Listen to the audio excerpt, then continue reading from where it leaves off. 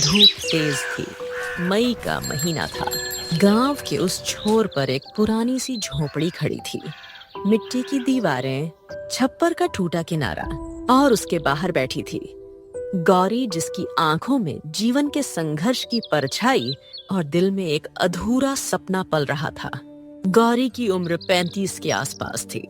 एक विधवा, जिसके पति भीम की मौत ने उसकी जिंदगी की जमीन ही खिसका दी थी। 2 छोटे बच्चे, राजू और गुड़िया, जिन्हें पालने के लिए वह खेतों में मजदूरी करती थी। लेकिन यह कहानी सिर्फ एक औरत की नहीं, बल्कि उस पूरी बस्ती की है, जहां हर घर में अपनी अपनी जीवन की परीक्षा चल रही थी। गांव का नाम था शिवपुर। वहां 2 वर्ग थे, एक जमींदार धनीराम और दूसरा मेहनतकश किसान वर्ग, जिसमें गौरी जैसी कई महिलाएं थीं, जो पुरुषों की गैर मौजूदगी में भी घर चला रही थी। एक दिन धनीराम के आदमी आए और बोले, गौरी, कल से खेत पर मत आना। तुम्हारा कर्जा अब हद से ज्यादा हो गया है। बार बार समझाने के बाद भी तुम उसे चुका नहीं पा रही हो। अब जब तक पुराना कर्ज पूरा नहीं चुकता, तब तक तुम्हें काम पर नहीं रखा जा सकता। बाबूजी, ऐसी बात मत कहिए। मेरे छोटे छोटे बच्चे हैं, घर में अनाज का एक दाना तक नहीं बचा है। अगर मैं काम नहीं करूंगी तो वे भूखे मर जाएंगे। मेरे पास और कोई सहारा नहीं है। गौरी, हम यहाँ तुम्हारी हालत पर तरस करने तो नहीं बैठे हैं। नियम सबके लिए बराबर है। अगर एक को छूट दी तो सब मांगने लगेंगे। यह खेत है, कोई धर्मशाला नहीं, और हम भिखारी पालने का काम नहीं करते।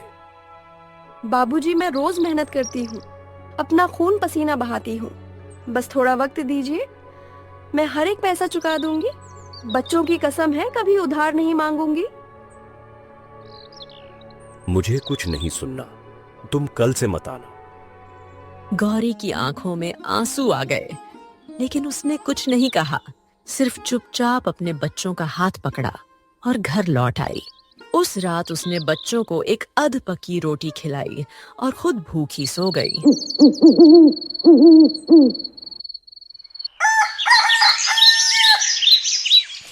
गौरी का जन्म पास के गांव रामगढ़ में हुआ था।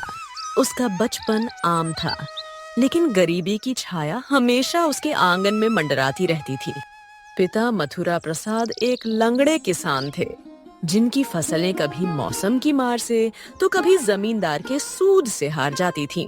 माँ देवी घर की 4 दीवारों में ही जीवन काटती रही। गौरी के 3 छोटे भाई और एक बहन थी। बड़ी होने के नाते गौरी ने माँ की तरह घर संभालना बचपन से ही सीख लिया। जब गौरी 16 साल की हुई तो मथुरा प्रसाद के सिर पर कर्ज चढ़ चुका था। तभी गांव का एक रिश्तेदार एक प्रस्ताव लेकर आया। सुनो, अब और देर मत करो। बिटिया की शादी करवा दो शिवपुर वाले भीम से। लड़का भले ही कोई बड़ा अफसर नहीं है, मगर मजदूर है और मेहनती भी। सुबह से शाम तक ईमानदारी से पसीना बहाता है। भीम, वो जो ईंट भट्टे पर काम करता है, क्या बिटिया उसके साथ खुश रह पाएगी? हाँ, वही भीम। मैंने उसकी आंखों में सच्चाई देखी है। लड़का सीधा है, बड़ों का आदर करता है और कोई बुरी आदत भी नहीं है। जिंदगी में सबसे जरूरी चीज यही है, मेहनत, ईमानदारी और इज्जत। पैसा तो आज है, कल नहीं, मगर अच्छे संस्कार और मेहनत करने की आदत हमेशा साथ देती है। बात तो तुम सही कह रहे हो। कर्ज की मार ने घर की रोटी भी छीन ली है। बस यही सोचकर कह रहा हूँ। भीम भले मजदूर है, लेकिन उसमें इंसानियत है, जिम्मेदारी है और सबसे बढ़कर हमारी बिटिया को सम्मान देने की समझ है। और फिर लड़की भी तो जमीन से जुड़ी हुई है। उसे ऐशो आराम की नहीं, अपनापन और इज्जत की जरूरत है। मथुरा ने बिना दहेज के रिश्ता तय कर दिया। बिटिया अभी बहुत छोटी है और वह शिवपुर, सुना है वहाँ के लोग बड़े कठोर हैं। देवी ने बहुत मना किया, लेकिन कर्ज और गरीबी ने सबका मुंह बंद कर दिया। भीम सीधा साधा मजदूर था, जो जिंदगी से बहुत कुछ नहीं मांगता था। वह गौरी को बहुत इज्जत देता था। दोनों एक टूटी सी झोपड़ी में रहते, मगर दिल का साफ था। गौरी ने धीरे धीरे शिवपुर को अपनाना शुरू कर दिया। भीम दिन भर खेतों में पसीना बहाता और रात को बच्चों के साथ चूल्हे के पास बैठकर हंसी के कुछ पल बांटता। लेकिन सुख लंबा नहीं रहा। एक दिन बारिश में खेत में काम करते हुए भीम को सांप ने काट लिया। गांव में अस्पताल दूर था और झाड़ फूंक से कुछ नहीं हुआ, जिस कारण भीम चला बसा और साथ ले गया गौरी की हंसी। गौरी के मायके से कोई ना आया। माँ बीमार थी, पिता को भी वही साल मर गया, भाई अभी छोटे थे और फिर गौरी ने कभी दोबारा उधर मुंह नहीं किया। अब गौरी अकेली थी, 2 मासूम बच्चों के साथ एक टूटी झोपड़ी में और सिर पर धनीराम का कर्ज। उस दिन के बाद गौरी ने रोना छोड़ दिया था, बस जीना सीखा था। हर रोज एक नई जीवन की परीक्षा से गुजरने का हुनर सीखा था। रात गहरी हो चुकी थी, लेकिन गौरी की आंखों में नींद नहीं थी। एक माँ के लिए सबसे बड़ा दुख तब होता है जब वो अपने बच्चों को भूखा सुलाए। राजू और गुड़िया धीरे धीरे करवटें बदलते हुए सो गए, लेकिन उनके पेट में दर्द था और गौरी का दिल उस दर्द से चिलक रहा था।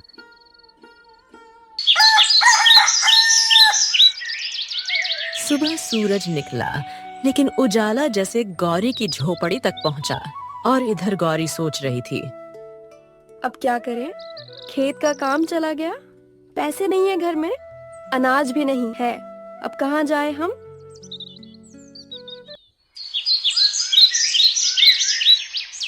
शिवपुर गांव की गलियों में जैसे कोई तूफान उतर आया था। धनीराम सुबह सुबह गांव में घुसा और गांव वालों के दिल कांप उठते। उसके साथ 3 गुंडे कालू, गुडू और छेदी हमेशा लाठी डंडों से लैस रहते। उस दिन भी धनीराम सीधा गौरी के झोपड़े के सामने आकर रुका।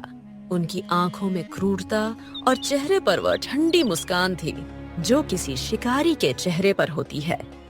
ओ गौरी, बाहर निकल, बहुत दिन हो गए तेरे कर्ज का हिसाब हुए। गौरी दरवाजे पर आई।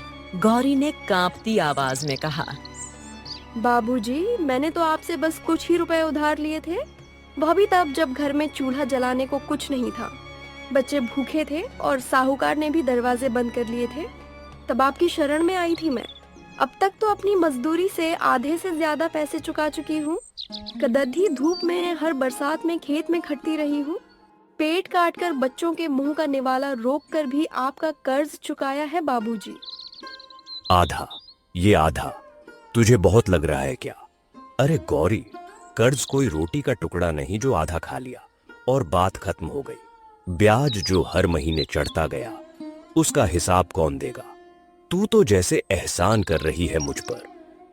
बाबूजी, मैंने तो हर काम किया, दिन हो या रात कभी दर्द की परवाह नहीं की। मेरी पीठ अब सीधी नहीं होती, हाथों में छाले पड़ गए, मगर फिर भी हर हफ्ते हाजिरी दी खेत में। जितना बन पड़ा उतना चुकाया। अब तो बस थोड़ा ही बचा है बाबूजी। थोड़ा तू कह रही है, थोड़ा बचा है, और वो 2 महीने जो तू बीमार पड़ी रही, खेत में पत्ता भी नहीं हिला। उस नुकसान का क्या? मेरी फसल आधी रह गई। मजदूर की गैर हाजिरी से मेरा कितना बड़ा घाटा हुआ, कभी सोचा तूने?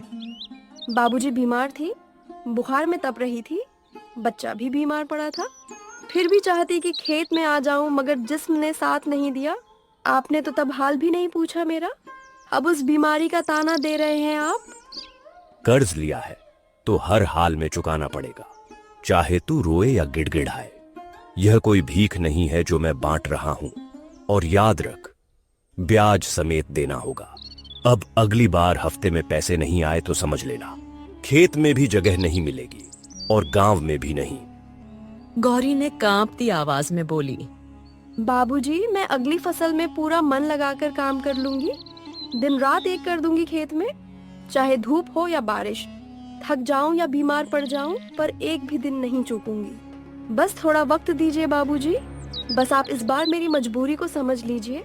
बाबूजी, कर्ज उतारना मेरी फर्ज है, उससे मैं मुंह नहीं मोड़ रही, पर वक्त ने ऐसी ठोकर मारी है कि कदम डगमगा गए हैं। थोड़ी मोहलत मिल जाए तो सब चुका दूंगी। आपका एहसान सिर माथे है।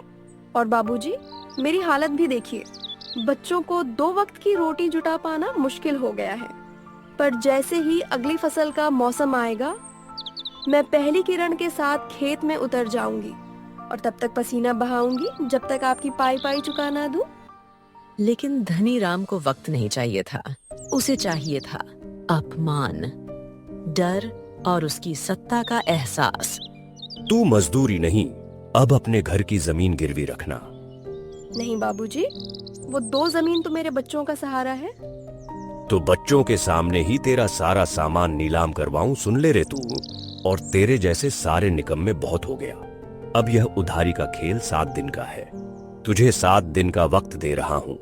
तुझे अगले हफ्ते तक एक एक पैसे का पूरा हिसाब नहीं चुकाया तो याद रख, तेरी यह टपकी हुई झोपड़ी भी इस जमीन से उखाड़ फेंक दूंगा।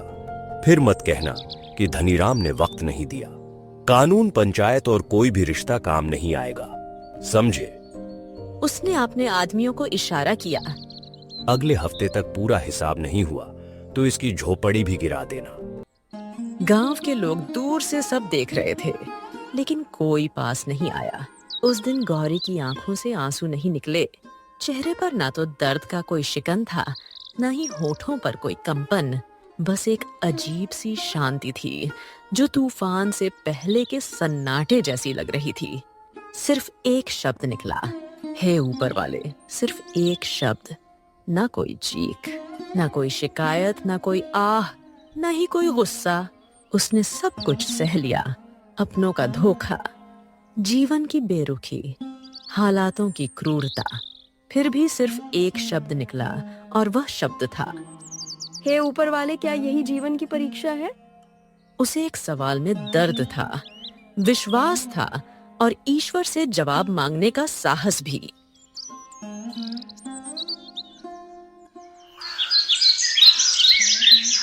वह का वक्त था। आसमान में बादल छाए हुए थे, जैसे कुदरत भी कोई मातम मना रही हो। गौरी चूल्हे पर बच्चों के लिए बाजरे की रोटी सेक रही थी। तभी दरवाजे पर जोर जोर से धमाके हुए। अबे गौरी, खोल दरवाजा, मालिक आए हैं अपना हक लेने। गौरी डर के मारे कांप उठी। उसने जल्दी से बच्चों को भीतर भेजा और दरवाजा खोला। सामने जमींदार धनीराम खड़ा था, रेशमी कुर्ता और आंखों में वो हवस जो सिर्फ ताकत वालों में होती है। कितनी बार समझाया गौरी, वक्त पर कर्ज चुका दो। अब तो हद हो गई, 2 महीने हो गए, एक फूटी कौड़ी नहीं दी तूने। मालिक, मेरे बच्चे भूखे हैं। मैं खेत में काम कर रही हूँ, थोड़ी मोहलत दे दीजिए। अगले हफ्ते से मजदूरी शुरू होने वाली है। तेरी मजदूरी से मेरा कर्ज चुकता होगा। तुझे क्या लगता है मैं कोई मंदिर का पुजारी हूँ जो दान में तुझे छत दे दूं? मेरे पास और कुछ नहीं है, यही तो एक छत है बच्चों के सिर पर। अब नहीं है। आज के बाद यह झोपड़ी मेरी हुई। तेरे भीम ने कर्ज लिया और तू चुकाने में नाकाम रही। निकालो इसे। दोनों गुंडे आगे बढ़े और गौरी का सामान बाहर फेंकने लगे। चूल्हे की हांडी, बच्चों के कपड़े, भीम की एक पुरानी तस्वीर, सब मिट्टी में गिर गया। भीम देख, तेरी गौरी अब बेसहारा है। तेरे बच्चे अब सड़क पर हैं। क्या यही जीवन की परीक्षा थी? हमारा तो कोई नहीं है माँ, पापा भी नहीं रहे। माँ, हम कहाँ रहेंगे? कौन हमारा ख्याल रखेगा? क्या अब हमें सड़कों पर भटकना होगा? माँ, मुझे बहुत डर लग रहा है। हम क्या खाएंगे, कहाँ सोएंगे? माँ, हम क्या सच में इतने अकेले रह गए हैं? गौरी 2 बच्चों को लिए टूटी चप्पल में उस कच्चे रास्ते पर चलने लगी जहाँ कोई मंजिल नहीं थी। आसमान अब बरस पड़ा, जैसे इस अन्याय पर रो पड़ा हो। सूरज ढल चुका था, धरती पर सन्नाटा और आसमान में सिर्फ स्याही फैल रही थी। गौरी अपने दोनों बच्चों को लिए धीरे धीरे गांव की पगडंडी से निकल चुकी थी। पैरों में चप्पल नहीं और आंखों में कोई मंजिल भी नहीं। गांव के एक कोने में एक अमीर घर की चौखट के पास वो रुकती है। राधा बहन, थोड़ी सा बच्चों को पानी दे दो, बहुत प्यासे हैं। ना गौरी, अगर हमने तुझे पानी दिया और कहीं घनीराम को पता चल गया तो वो हमारा जीना भी मुश्किल कर देगा। बेहतर यही कि तू यहाँ से चुपचाप निकल जा, इससे पहले कि कोई तुझे यहाँ देख ले। वो उठकर गांव के आखिरी दुकानदार रामस्नेही के पास पहुंची।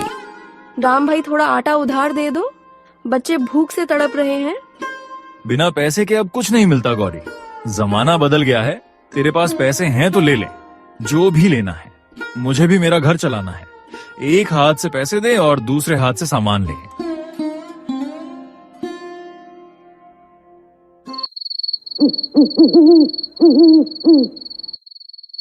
इस तरह रात गहराती गई। कोई भी मदद के लिए नहीं आया। रात का अंधेरा घना हो चला था। बादल गरज रहे थे और गौरी उस पुराने बरगद के पेड़ के नीचे बैठी थी, अपने बच्चों के साथ। गौरी की आंखें आसमान को ताक रही थीं। हे ऊपर वाले, क्या तेरे दरबार में सिर्फ अमीरों की सुनवाई होती है? मेरे मासूम बच्चों का क्या दोष है?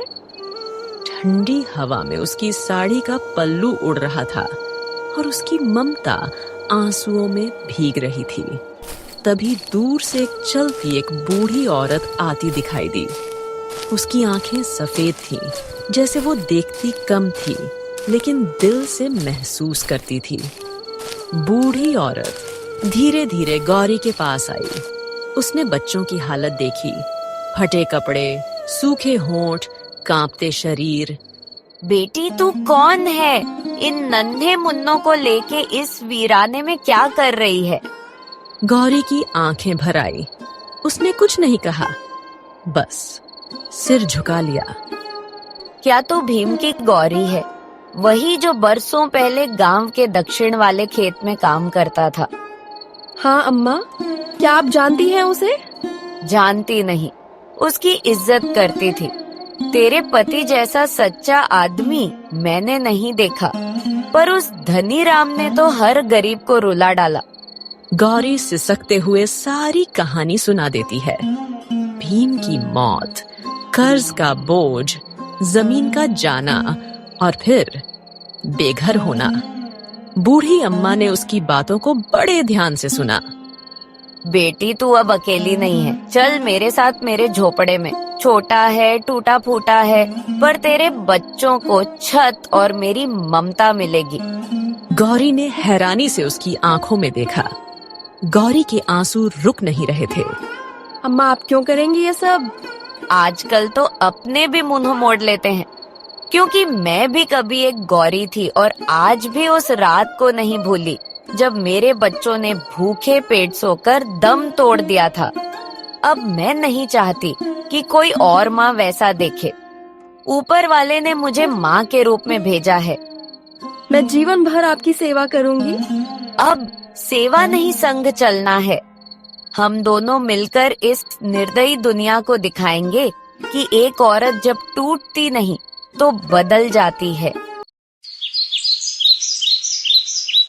अगली सुबह झोपड़ी में गौरी ने पहली बार मुस्कान देखी। गौरी ने झाड़ू उठाया, आंगन बुहारा और अम्मा से बोली, अम्मा, मैं खेतों में मजदूरी करने जाऊंगी। मेरे बच्चों को अब कभी भूखे नहीं सोने दूंगी। गौरी खेत में मजदूरी से लौटती है, हाथों में मिट्टी, माथे पर पसीना और मन में थकान। वो झोपड़ी के कोने में एक पुराना टिन का डिब्बा रखती है जिसमें कभी भीम की चीजें थीं। आज अचानक झोपड़ी की सफाई करते वक्त उसका हाथ एक पुराने बक्से पर पड़ा। उसने बक्सा खोला तो उसमें से निकली एक पुरानी लाल रंग की कपड़े में लिपटी डायरी। गौरी के हाथ कांप उठे। यह भीम की लिखावट है। 12 जून 2014। आज मैंने धनी राम से कोई कर्ज नहीं लिया। वह जबरदस्ती जमीन के कागज मांग रहा था। कहता है जांच के लिए चाहिए, पर मैं समझ गया हूं इसकी नीयत ठीक नहीं। मैंने जमीन कभी गिरवी नहीं रखी है और ना ही रखूंगा। ये जमीन मेरे बाबूजी की अमानत है। अगर कुछ हो जाए तो गौरी को यह डायरी जरूर मिलनी चाहिए। इसमें मैंने हर सच लिख दिया है। गौरी की आंखों से आंसू गिरने लगे। डायरी में एक और पन्ना था जिसमें जमीन के असली कागजों की जानकारी थी। भीम ने लिखा था कि जमीन पंचायत के मूल खाते में उसके नाम दर्ज है और धनीराम ने जो भी कागज बनाए वह जालसाजी है। गौरी दौड़कर अम्मा को बुलाती है। अम्मा, देखो, भीम ने कभी जमीन गिरवी रखी ही नहीं थी। हमें धोखे से बेघर किया गया। अब वक्त है कि तू सिर्फ आंसू ना बहाए, अब तू औरत नहीं इंसाफ की आग बन जा बेटी।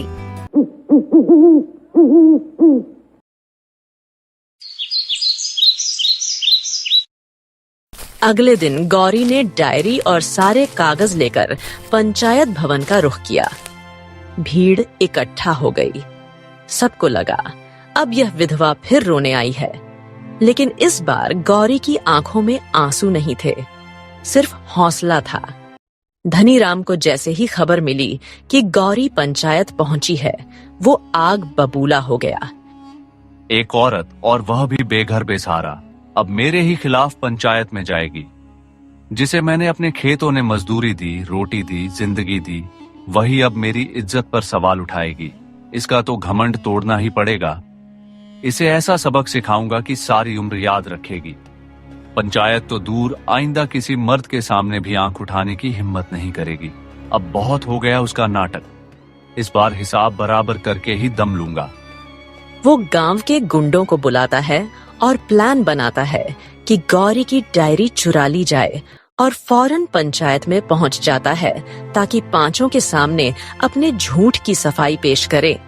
लेकिन अब गौरी अकेली नहीं है, अम्मा उसके साथ है और गांव की औरतें भी उसके साथ खड़ी होने लगी हैं। गौरी अपने साथ भीम की डायरी और कागजात लेकर पंचायत भवन पहुंची। पूरा गांव भी जमा हो गया था। हर कोई यह जानने को उत्सुक था कि सच क्या है। मैं भीम की विधवा हूँ, मुझे धोखे से बेघर किया गया। ये है हमारे जमीन के असली कागजात। मैं चाहती हूँ कि पंचायत इन झूठे आरोपों को बेनकाब करे। यह मामला गंभीर है, हम न्याय करेंगे, पर जमीन के असली कागजात और प्रमाण हमें चाहिए। गौरी ने डायरी और कागजात प्रस्तुत किए। पंचायत के लोग ध्यान से सब पढ़ने लगे। तभी गांव का एक बुजुर्ग किसान, जो वर्षों से चुप रहा था, खड़ा हुआ और बोला, मैंने धनीराम को कई बार देखा है।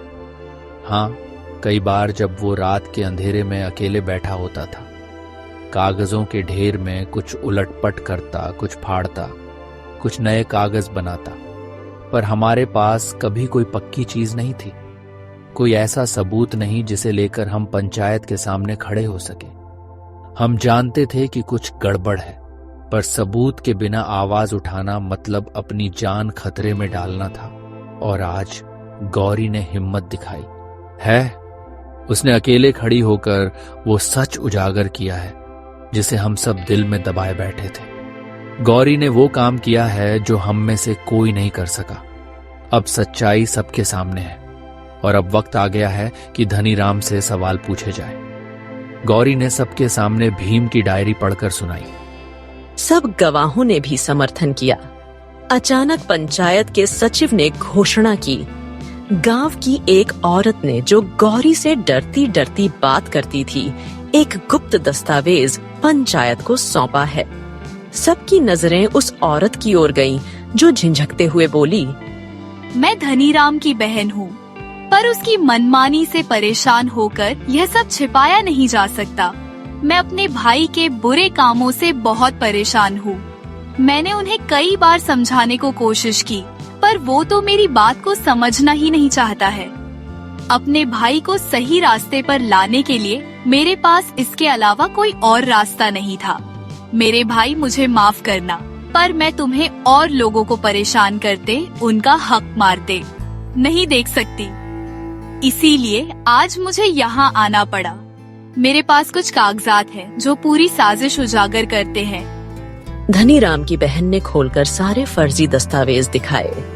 जो जमीन के असली मालिक भीम थे, पर धनीराम ने उन्हें अपने नाम कर लिया।